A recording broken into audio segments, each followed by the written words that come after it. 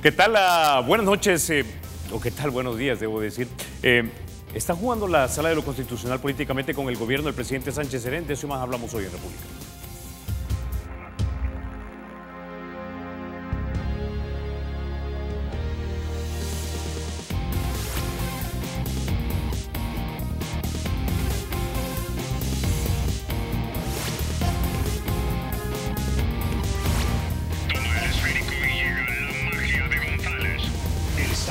Será siempre libre e independiente y no será jamás el patrimonio de ninguna familia ni persona.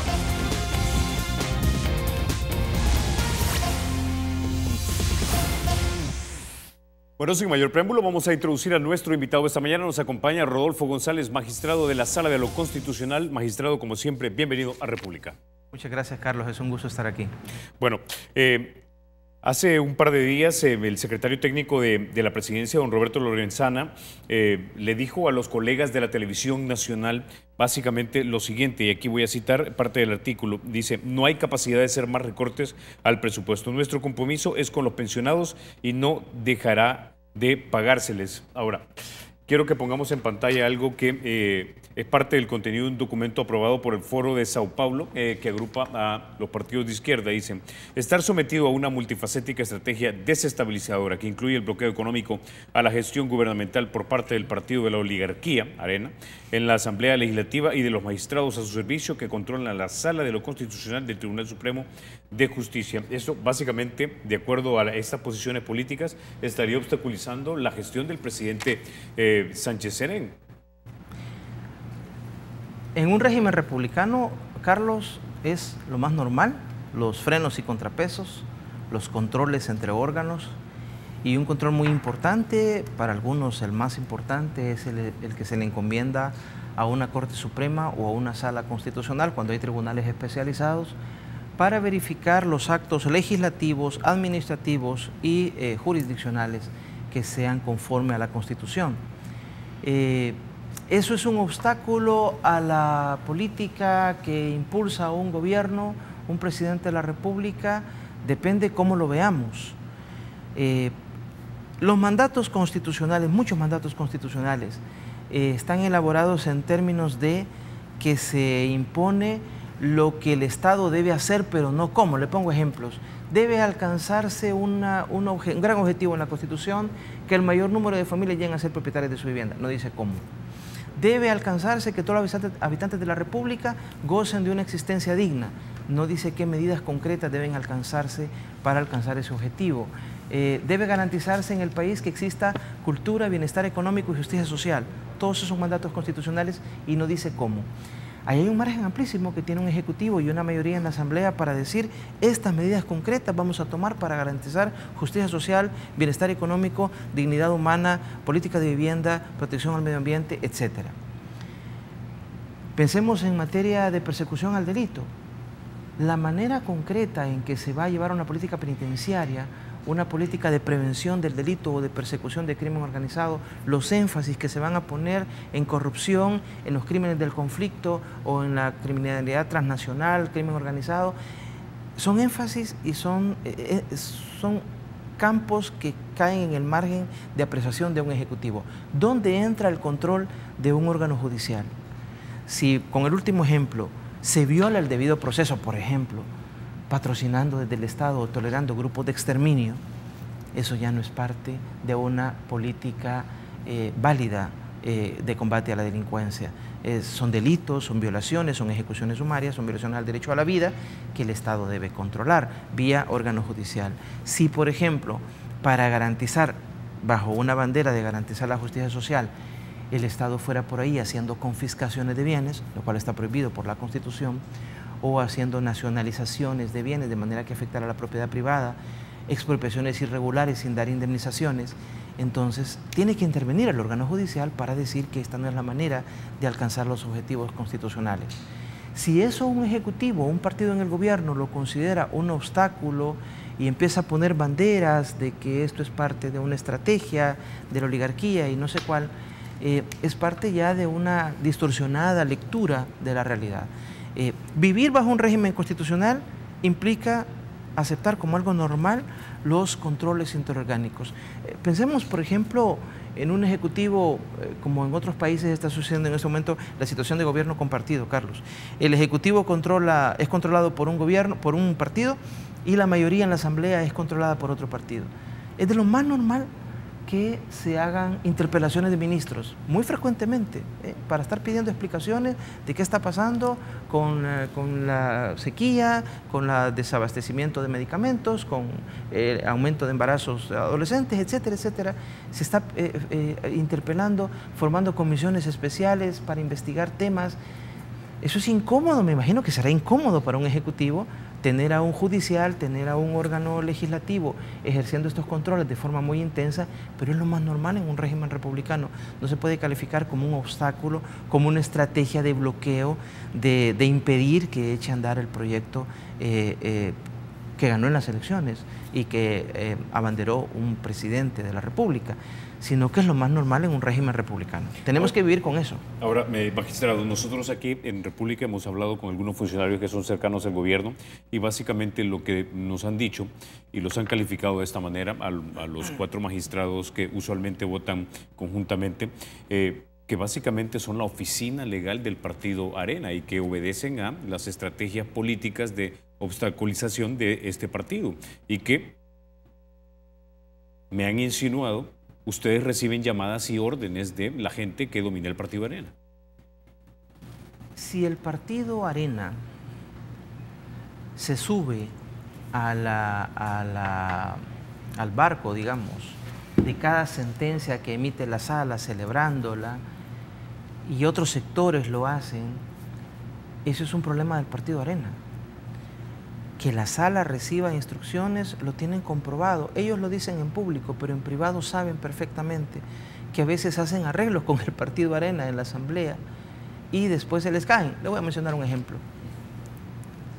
Parte de la solución a la crisis, supuestamente, de la solución a la crisis que se dio en el 2012, era un respeto que habían logrado todos los partidos a que el FMLN pusiera a alguien en la presidencia de la Corte Suprema de Justicia.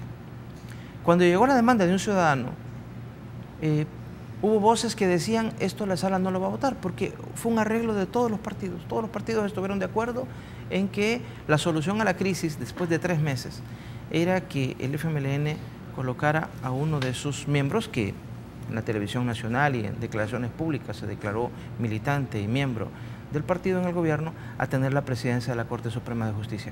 Nosotros respetamos ese arreglo que hubieron hecho todos ellos.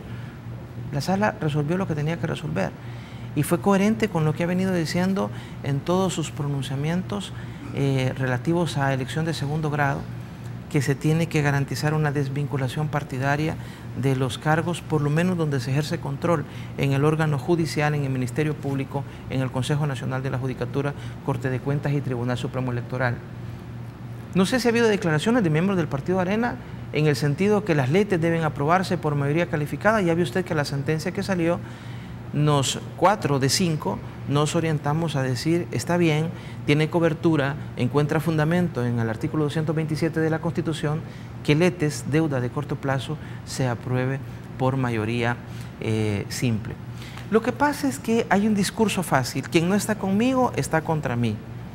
Entonces, yo me pongo a pensar como ciudadano, cuando veo a personeros del gobierno, del partido en el gobierno, dejando en claro que no hay comunicación y que no se reciben instrucciones por parte del gobierno, es una garantía para los ciudadanos de que el control va a ser efectivo. Claro, en la mentalidad maniquea, bipolar, quien no está conmigo está contra mí, de los representantes del gobierno, pues al no recibir instrucciones de ellos, al no atender llamados para reunirnos con ellos, porque ya sabemos lo que van a decir, ¿verdad? Cuando son cuestiones de Estado, pues uno entiende, y va el presidente de la Corte, que es miembro de la sala, y se discuten cuestiones de Estado. Pero cuando a veces hay invitaciones que más da la impresión que quieren arreglar de alguna manera un tema que está caliente, que está en discusión, y no se atienden ese tipo de invitaciones, pues vemos estas reacciones de que entonces si no se reúne conmigo seguramente se está reuniendo con nosotros. Pero es una visión blanco o negro es una visión maniquea en el que las cosas se ven solo de dos colores. Hay que analizar toda la jurisprudencia de la Sala en estos años para determinar que a veces ha ganado, y le puedo poner ejemplos, a veces ha ganado el Ejecutivo. Yo concurrí con mi voto y creo que por unanimidad, si no es que por 4 de 5 votos, se avaló la creación de la Dirección Nacional de Medicamentos y la Ley de Medicamentos del Ejecutivo, porque vimos que efectivamente iba en la lógica de garantizar el derecho a la salud, abaratar el coste de los medicamentos, establecer controles, que usted veía que cualquier persona se subía a un bus vendiendo medicamentos o ponía un puesto para venta de medicamentos en un mercado. Ahí está. Sobre esa sentencia obviamente no tuvimos una manifestación en frente de la Sala celebrándola, pero es una sentencia que le benefició al Ejecutivo. No sé quién presentó la demanda, pero la Sala rechazó y avaló la existencia de esa estructura, no obstante que por lo menos las dudas se podrían presentar porque se decía Dirección de Medicamentos usurpa atribuciones de un órgano creado por la Constitución, que es el Consejo Superior de Salud Pública.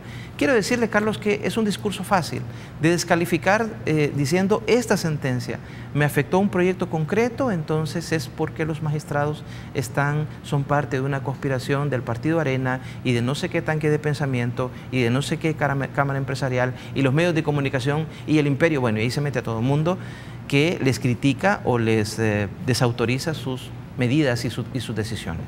Entonces, ¿usted descalificaría completamente el hecho que se le está adjudicando que 4 magistrados de la Sala de lo Constitucional estén haciendo activismo judicial, como ya en algún momento lo insinuó o lo implicó el expresidente Reyes de la Asamblea Legislativa? Yo sí creo, Carlos, que la Sala hace un activismo judicial. ¿Pero en qué sentido? ¿Impulsando una política, un proyecto político partidario? No. ¿Impulsando los valores y principios constitucionales? Sí. Nosotros no tenemos una constitución neutra que simplemente defina las competencias del legislativo, del ejecutivo, del judicial, la autonomía municipal y las atribuciones de la Corte de Cuentas. Es una constitución que se casa, que se amarra, que toma partido en algunos temas y dice quiero que se garantice igualdad entre hombres y mujeres, quiero que se garantice los derechos del trabajador, justicia social, dignidad, libertad, todas las libertades en el ámbito económico y en el ámbito político. Y es una sala activista en el sentido que se compromete en hacer valer los valores y principios constitucionales, esos contenidos materiales que, claro, son conceptos indeterminados, ¿verdad? ¿Qué significa garantizar el orden público? ¿Qué significa garantizar la justicia social? En ese sentido, es una sala que ha hecho un control muy intenso, eso es cierto. Yo le puedo decir desde la perspectiva académica, cualquier universidad, cualquier grupo de estudiantes de Derecho pueden analizar. Este ha sido un periodo de 2009, 2010 para acá, en el que el control de constitucionalidad ha sido más intenso de lo que había sido en toda la historia antes, más intenso de lo que puede ser en otros países de nuestro entorno, pero eso también está en relación con el nivel de deterioro de la institucionalidad. Cuando ha salido a la luz pública, porque lo llega a decir él mismo a la Corte Suprema de Justicia, un exfiscal general de la República que recibía sobresueldo del Ejecutivo, dígame usted si eso no es una distorsión. Si en algún momento se ha dicho, tiene alguna justificación que el Ejecutivo ficha, contrata como ministro a alguien que está muy bien pagado porque viene de organismos internacionales, viene del ámbito privado donde gana muy bien, pero es el idóneo para ser ministro en este ámbito. Y si ahí puede tener alguna justificación, no estoy diciendo que la tenga, pero si por ahí podría tener alguna justificación, un complemento del salario, ¿qué justificación puede tener que el Ejecutivo le dé un complemento de su salario mensualmente a un fiscal general de la República? Entonces hay una distorsión, una ruptura a la división de poderes que hemos tenido que irla corrigiendo a golpe de sentencia. ¿No le ha gustado al Ejecutivo? Pues qué pena, pero eso es lo que nos impone el cargo y ese es parte del mandato de la Sala de lo Constitucional. Entonces le digo, sí es una sala activista, pero en términos de comprometerse y de ejercer un control muy intenso en términos de los valores y principios constitucionales que no están de adorno. Es el compromiso que adquirimos todos al vivir bajo este régimen republicano y democrático. Ahora, entonces, básicamente eso de corregir la plana al Ejecutivo, como dicen algunos, lo definimos, o lo entendería yo en este momento por lo que usted me está diciendo, como básicamente velar por el estricto cumplimiento de la Constitución, las leyes y las normas y el espíritu también de la Constitución, lo que en nuestro país aparentemente en la práctica política los políticos básicamente la han pervertido. Dicho en otras palabras, Carlos, no todo es aritmética legislativa. Puede haber, no digo 43, 84 votos en la Asamblea respecto de un tema, pero si luego, con una demanda que presenta un ciudadano, la Sala logra determinar que esto rompe el debido proceso, que esto violenta las garantías constitucionales, los derechos de libertad, los derechos sociales, los principios en materia de dignidad humana, en materia de justicia, de seguridad jurídica, de bien común, la Sala va a anular esa decisión, así haya sido aprobada por unanimidad de los diputados, porque no todo es aritmética legislativa, no todo es arreglos partidarios, en el sentido que ya tenemos el visto bueno de la mayoría de la Asamblea, ya dijo el presidente de la República que va a sancionar esta ley, pues vamos para adelante. Tampoco se trata, y yo he escuchado aquí en su foro y en otros foros de televisión, de diputados que dicen, ahora para cada ley hay que preguntarle a la Sala de lo Constitucional si nos da el visto bueno. No se trata de eso y también sería una distorsión del régimen republicano. La Asamblea aprueba, no sé, 60 leyes por año, 50 leyes por año. Llegan las que los ciudadanos someten a control. La Sala no es que controla de oficio las 50 o 60 leyes que la Asamblea aprueba por año. Ahora, si una demanda es presentada por un ciudadano, lo menos que la Sala tiene que ver es que la demanda cumpla los requisitos. Puede ser que la demanda ni siquiera se emite a trámite y se rechaza porque no cumple los requisitos legales, pero si los cumple, este caso se somete, eso pasa en todas partes, ¿no? Y es noticia a veces que el Tribunal o la Corte Suprema o la Sala Constitucional conocerá del caso tal, admitió a trámite una demanda y pues en su momento emitirá sentencia sobre si esto está bien o no está bien desde la perspectiva constitucional. No todo es aritmética legislativa, no todos son acuerdos políticos, hay principios del régimen republicano cuya custodia le está encomendada al órgano judicial. No solo a la Sala, porque los jueces también tienen la facultad de declarar inaplicable. Cualquier juez, en el caso concreto, usted vio un posicionamiento en la Asociación de Jueces recién aprobada las reformas a la Ley de Cesión de Dominio, que dijeron que ellos podían en su momento someter a control difuso la Judicial Review que tienen en Estados Unidos, los tribunales del orden federal, y es una atribución que les da la Constitución. Y la Sala como máxima expresión de este control judicial de constitucionalidad. Es decir, es el régimen que tenemos. Cuanto más pronto nos acostumbremos a esto, mejor. Tendremos menos rabietas, menos conflictos, menos problemas entre órganos. Cuanto antes nos acostumbremos a esta situación que yo creo que ha llegado para quedarse. Ok, con esa idea nos quedamos, magistrado. Vamos a la pausa. Cuando regresemos hablamos acerca del sustento, digamos, legal o el razonamiento jurídico detrás de la declaratoria de inconstitucionalidad de este par de decretos que se emitieron en la Asamblea Legislativa hace un par de semanas. Antes de eso, sin embargo, déjeme contarle que para facilitar sus transacciones, el Banco Promérica ahora cuenta con una banca móvil en la que además de ahorrarle tiempo, podrá hacer pago de préstamos, tarjetas, servicios y también transferencias entre cuentas. La aplicación de la banca móvil es gratis y está disponible desde las tiendas del Google Play y también del App Store. Ya volvemos.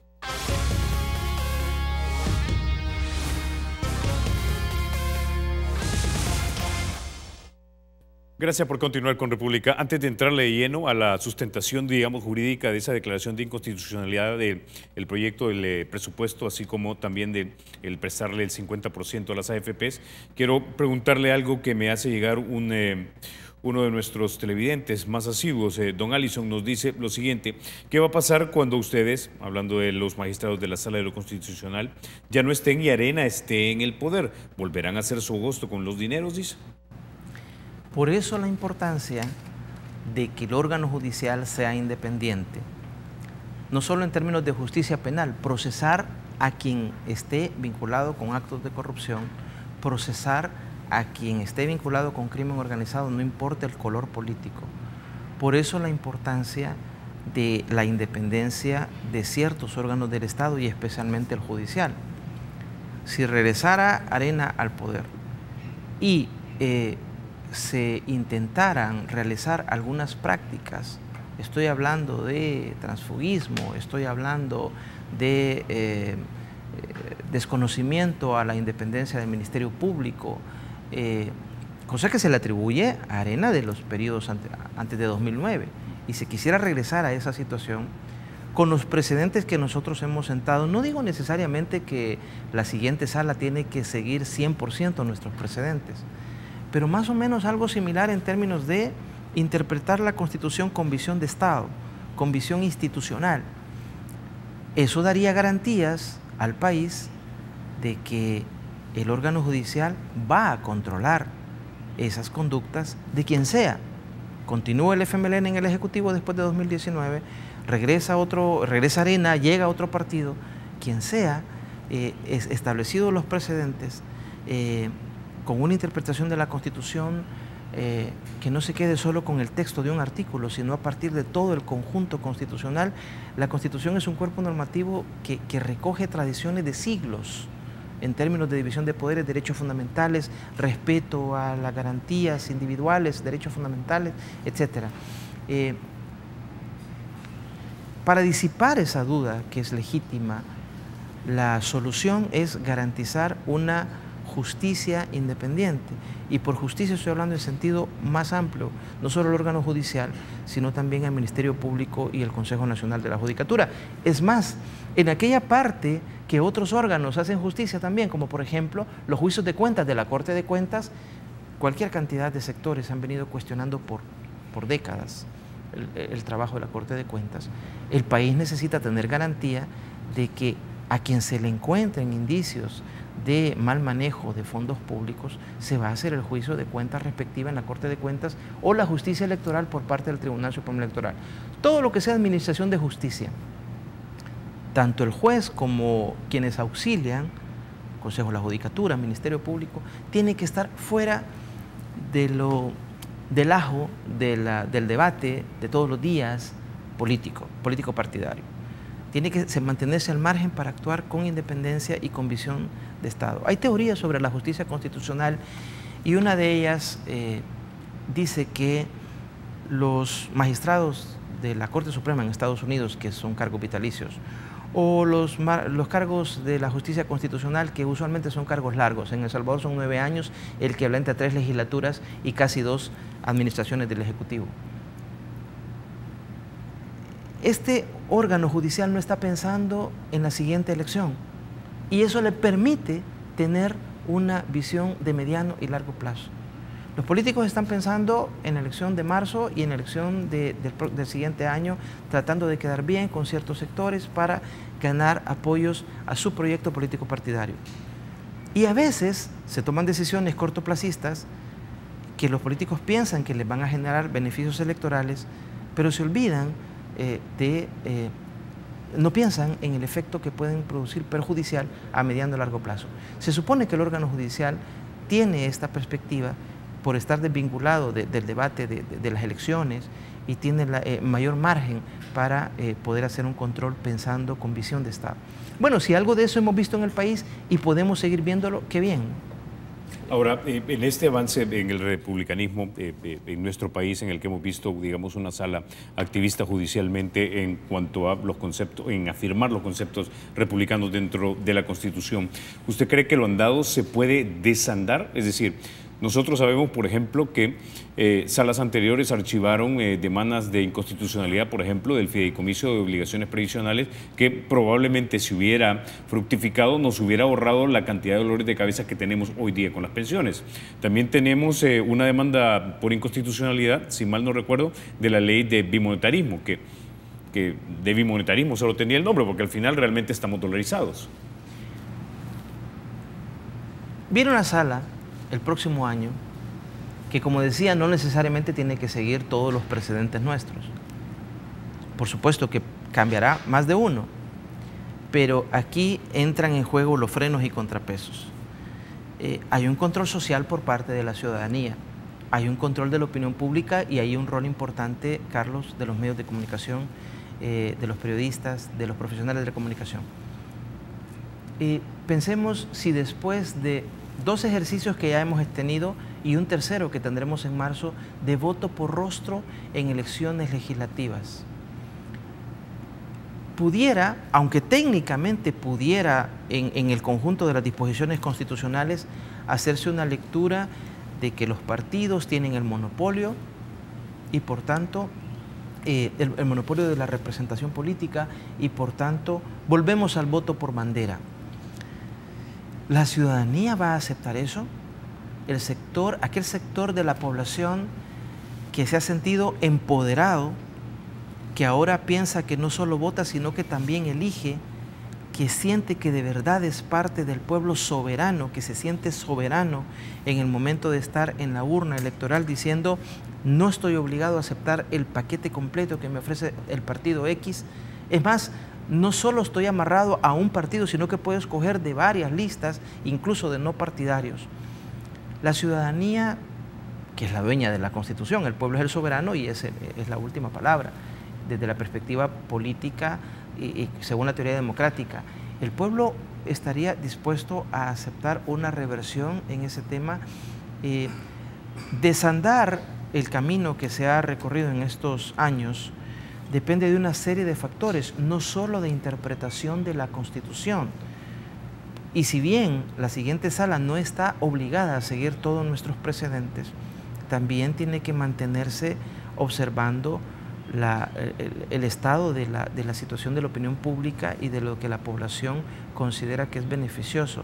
Es decir, hay unos profesores de la Universidad de Chicago que están escribiendo mucho sobre la tesis del constitucionalismo, del constitucionalismo democrático. En términos de la sala, la Corte Suprema en Estados Unidos interpreta la Constitución, pero debe tomar en cuenta lo vivo que es en el régimen democrático, las distintas asociaciones, el pluralismo de las iglesias, de los sindicatos, de las cámaras empresariales, de los medios de comunicación. No puede hacerse una interpretación aislada solo del texto constitucional, haciendo justicia por los libros, sino tomando en cuenta la realidad. Entonces la garantía para mí como ciudadano de este país de que no se puede desandar todo lo que, en mi opinión, por supuesto y por eso he firmado la sentencia, ha significado un avance, es que también hay controles sociales, no solo el control constitucional. Hasta ahora, desde el 743, si fuera solo por mayoría de los diputados de la Asamblea, nosotros no estaríamos en la sala desde hace mucho rato. Pero ya ve usted cómo este juego democrático incide. Ahora, en derecho tengo entendido que eso se conoce como stare decisis, ¿verdad? Básicamente el principio respetar los precedentes. De respetar los precedentes. Ahora, en nuestro país, ¿cree usted que eso podría darse? Es decir, a veces da la impresión que nuestra democracia, nuestra república es demasiado provinciana y sujeta a los antojos, a las amistades y a los intereses por encima del bien común y el respeto a las reglas. Algunos politólogos hablan del síndrome de Adán. Cada nuevo presidente de la República cree que el sol nació cuando él fue electo presidente de la República. Cada funcionario en la Fiscalía, en la Corte Suprema de Justicia, piensa que todo lo anterior no sirve y que lo que él llegó a hacer es lo único que vale la pena. Nosotros llegamos y había 25 años de jurisprudencia desde 1984, que usted invito a cualquier estudioso a que lo vea en estos 8 años, se ha retomado varios de esos precedentes. Obviamente lo que nos parecía equivocado se ha cambiado y se ha dicho expresamente, ¿no? Sobre el tema que la opinión pública, los medios de comunicación llamaron la partida secreta, había un precedente de unos años antes, 2007 creo, 2008, en el que decía que mientras no se excediera, mientras no se rompiera el techo de lo asignado al Ejecutivo, podía perfectamente el Ejecutivo internamente, con simple acuerdo del ministro de Hacienda, hacer transferencias de un ministerio a otro. Ese precedente obviamente lo cambiamos y dijimos en 2010 que hay una disposición constitucional que para estos temas exige intervención de la Asamblea. La Asamblea aprobó un presupuesto con determinadas cantidades para cada ministerio. Si se va a hacer una transferencia de uno a otro, tiene que volver a pasar por la Asamblea. Eso limitó el margen altamente discrecional que había tenido el presidente de la República. Algunos precedentes los cambiamos, pero mayoritariamente hemos seguido los precedentes de los 25 años anteriores. Cuando llega a una nueva sala el próximo año, tiene detrás de sí 34 años de jurisprudencia que podrá cambiar algunas cosas, pero no parte de cero, no parte de la nada. Entonces, también en nuestro país, por igualdad y por seguridad jurídica, ha tomado fundamento, ha tomado espacio el stare decisis en todos los ámbitos, en materia penal, en materia de familia, civil, etc. Y eso también da una cierta garantía para el cambio que se tendrá que dar en la Sala de lo Constitucional. Tengo una pregunta más en este punto antes de que entremos de lleno a la sentencia, y es la siguiente.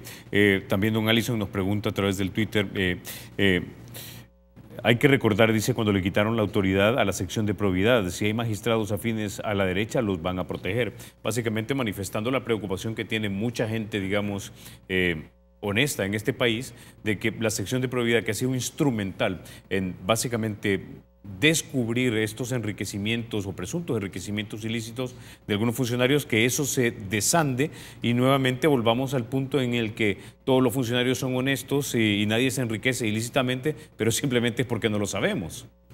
Yo espero, Carlos, y le pido a la población que nos presione a la Corte Suprema de Justicia para que impulsemos probidad a niveles iguales o superiores a los del año pasado, a los de la última mitad del año antepasado. Ha decaído de cierta manera probidad, pero la sociedad, me gusta lo que usted califica, los ciudadanos honestos, tienen el derecho a presionar a la Fiscalía, a la Corte de Cuentas, al Tribunal de Ética Gubernamental, al Instituto de Acceso a la Información, a la Corte Suprema de Justicia. Le pido que nos presionen a los 15 magistrados para que esa cantidad de casos que están ahí se depuren y se diga lo que se tenga que decir. Si hay indicios de enriquecimiento ilícito, mandarlo a las cámaras respectivas, al juicio respectivo. Si no se encuentran indicios, bueno, resolver lo que corresponda. Porque es importante y algún protagonismo se ha tenido en casi 2 años, desde septiembre de 2015, que empezó probidad a mostrar lo que puede dar de sí una ley, Carlos, de 1959. Una sección que estuvo apagada, que estuvo amarrada por 9 años. Tiene que impulsarse lo que tiene en sus manos, tiene que depurarlo y resolver lo correspondiente la Corte Suprema de Justicia, que es la responsable última. No es el jefe de probidad. El jefe de probidad responde a lo que diga la Corte. No es la comisión, que solo son 4 de 15 magistrados, es Corte plena. Y ahí hay un componente importante. Hemos dicho que en parte, digamos, trabajando muy cerca de la Fiscalía General de la República, se ha visto lo que se ha visto en estos 2 años en tema de combate a la corrupción. Y sería muchísimo más efectivo con una Corte de Cuentas confiable, una Corte de Cuentas que a los ciudadanos honestos les parezca que de verdad está haciendo su trabajo. Los ciudadanos son mucho más inteligentes de lo que podemos pensar muchos funcionarios, y tienen el olfato, tienen el ojo clínico para determinar si una institución está funcionando o no está funcionando. Usted le pregunta a los 10 transeúntes que van por la calle en este momento qué piensan del funcionamiento de ciertas instituciones, le van a decir que ha sido un trabajo deficiente. Y como digo, sobre resultados ya vistos, uno pensaría, si esto se multiplicara, si además de con lo que poco ha hecho probidad y la Fiscalía, si a esto se sumara una Corte de Cuentas, un Tribunal de Ética Gubernamental, sería otra historia. Así es que esta institucionalidad, este componente de la institucionalidad es muy importante para abordar uno de los problemas más graves del país, que es la corrupción. Lo pasa diciendo todas las semanas la embajadora de Estados Unidos. Esto tiene componentes importantes en términos de cooperación internacional, de confianza ciudadana en el país, de un ámbito para promover atracción de inversiones, el emprendedurismo nacional interno, etcétera, etcétera. Es un gran daño el que se produce si la institucionalidad no funciona. Así es que yo creo que ese componente se tiene que activar a su máxima expresión. Para eso están las instituciones creadas por la Constitución y por la ley, y tienen que funcionar al nivel que se requiere. Ok, con esa idea vamos a la pausa, ya volvemos.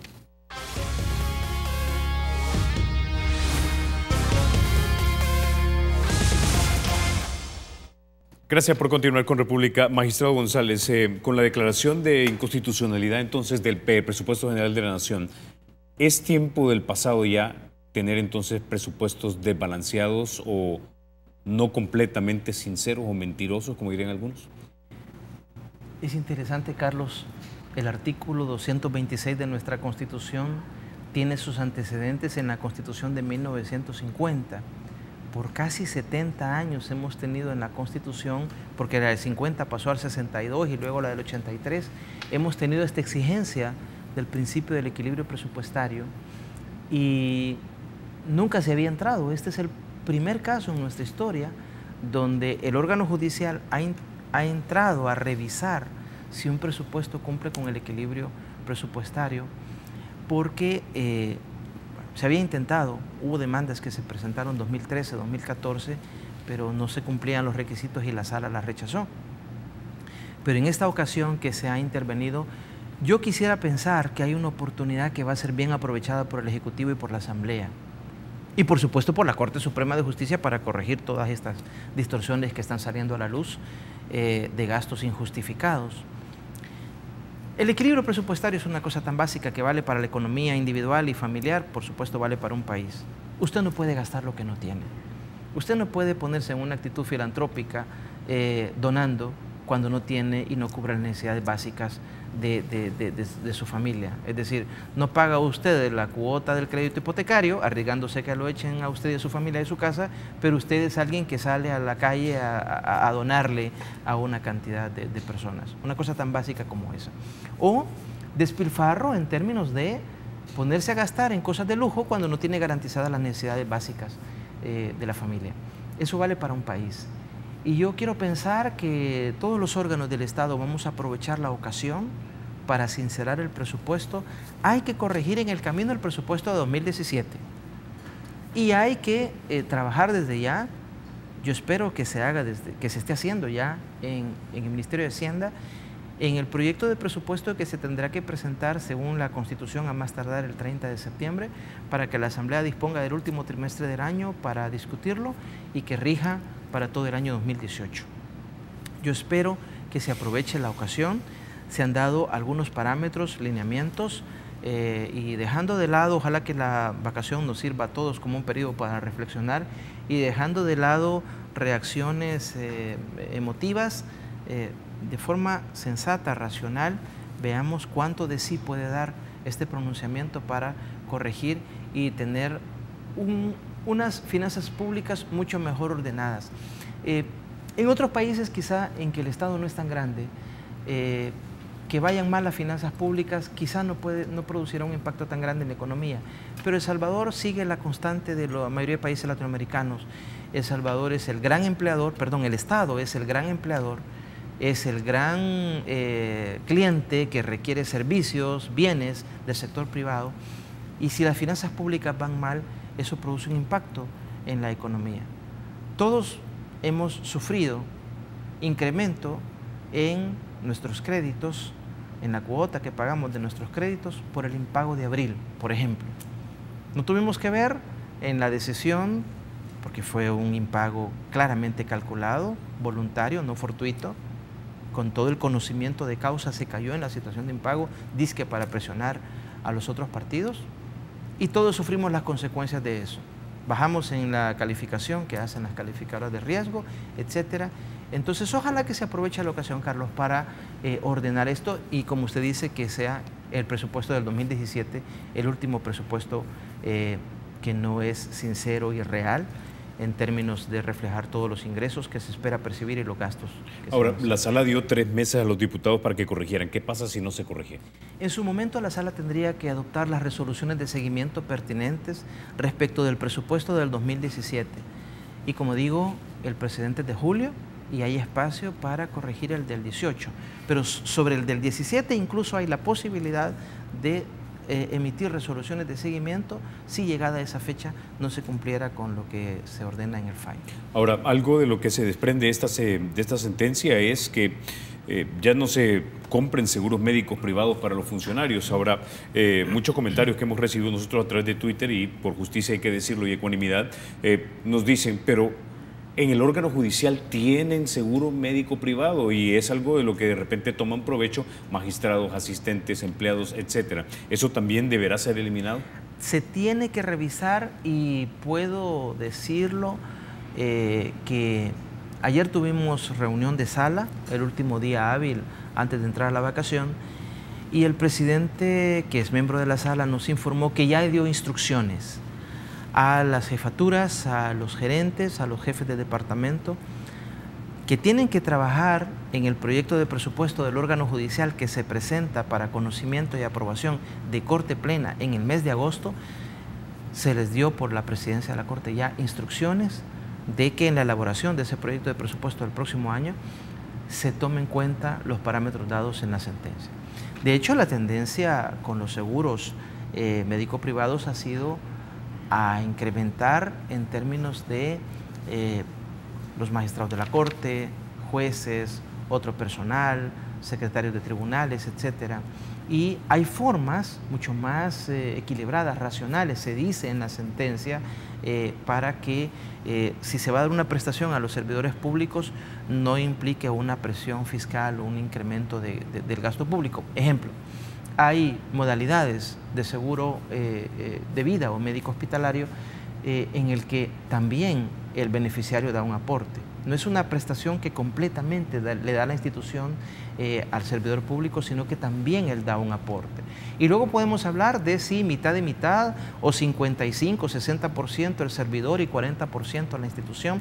Hay formas que al final, usualmente se dice con estas cosas, Carlos, pero ¿qué vamos a ahorrar aquí? $50.000. ¿Y qué se va a ahorrar en el otro caso? $100.000, $1 millón sobre un presupuesto de 4.200 millones de dólares, que es el presupuesto general de la nación. Lo que pasa es que cuando usted va sumando de 15.000, de 50.000, de 1 millón, de medio millón, al final puede resultarle un ahorro significativo. Ya sé que el otro componente del presupuesto tiene que ver con los ingresos. Y aquí hemos escuchado cualquier cantidad de veces al ministro de Hacienda y a personeros del gobierno diciendo que hay graves problemas de evasión, de elusión, y que incluso hay recomendaciones de organismos internacionales que hay que revisar algunos impuestos o establecer nuevos impuestos. Pero yo creo que la ciudadanía no quiere que se le pongan nuevos impuestos sin antes tener la garantía de que no hay despilfarro, de que no se está vaciando el partido en el gobierno, el FMLN no se está vaciando en el gobierno contratando a todos sus militantes en plazas innecesarias, que incrementa notablemente el gasto público.